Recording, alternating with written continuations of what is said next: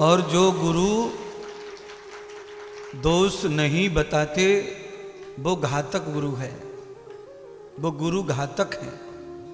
जो माता पिता दोष नहीं बताते बच्चों का, वो माता पिता भी घातक हैं, दुश्मन हैं। ताड़ना सृणियो गुण लालना सृणियो दोष। मनुस्मृति। एक बार मनु महाराज को प्रणाम कर लीजिए। आज उनका बर्थडे है, जन्मदिन है मनु महाराज का। आपको मालूम था कि आज मनु जी का जन्मदिन है? नहीं मालूम। इस समय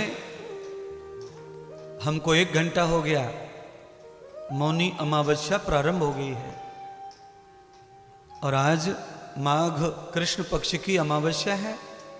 इसी अमावस्या को मनु महाराज का जन्म हुआ था, इसीलिए इसका नाम मौनी है।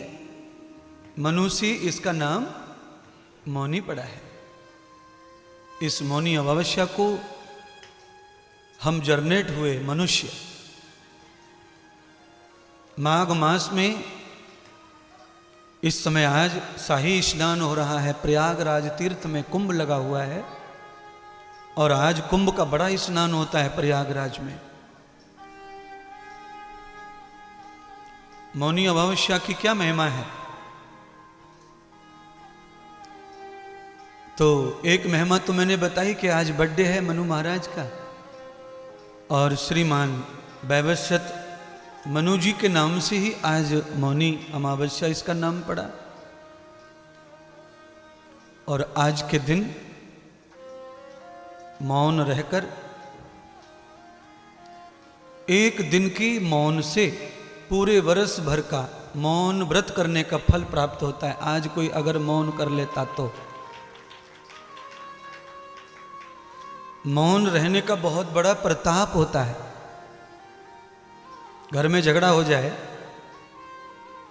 4-5 दिन लोग मौन हो जाते हैं आपस में, जैसे पति पत्नी भी मौन हो जाते हैं, बोलते नहीं,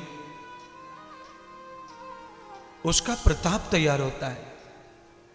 जब हम मौन हो जाते हैं तो हमारे 2-3 दिन तो निकल जाते हैं कैसे भी करके, पर 4था-5वां दिन कठिन पड़ता है। हमारे अंदर मौन रहने से प्रताप पैदा होता है और वो प्रताप ये है, अपने दोष दिखाई देने लगते हैं खुद को ही। भाई गलत किया, हमसे गलती हुई, तो आदमी खुद से बोलना चाहता है, फिर मनाना चाहता है एक दूसरे को। ये प्रताप है मौन का।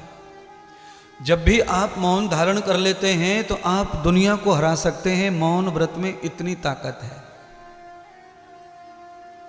हमारे समाज में तो कहावत है कि एक चुप रहना 100 को हराने के बराबर है।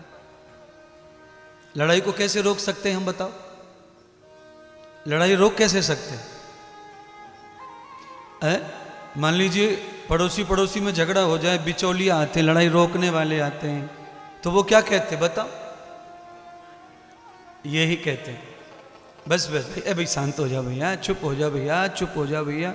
तब भी कोई चुप नहीं होता। तो हमारा कोई ज़्यादा नज़दीक बात होता है तो वो हमारे मुंह पे हाथ रख देता है, बस बहुत हो गया, बहुत हो गया। तो भले ही जबरदस्ती मौन व्रत करवा रहा है, पर उससे ये प्रताप पैदा हुआ कि लड़ाई समाप्त हो गई, क्लेश ही खत्म हो गया उससे।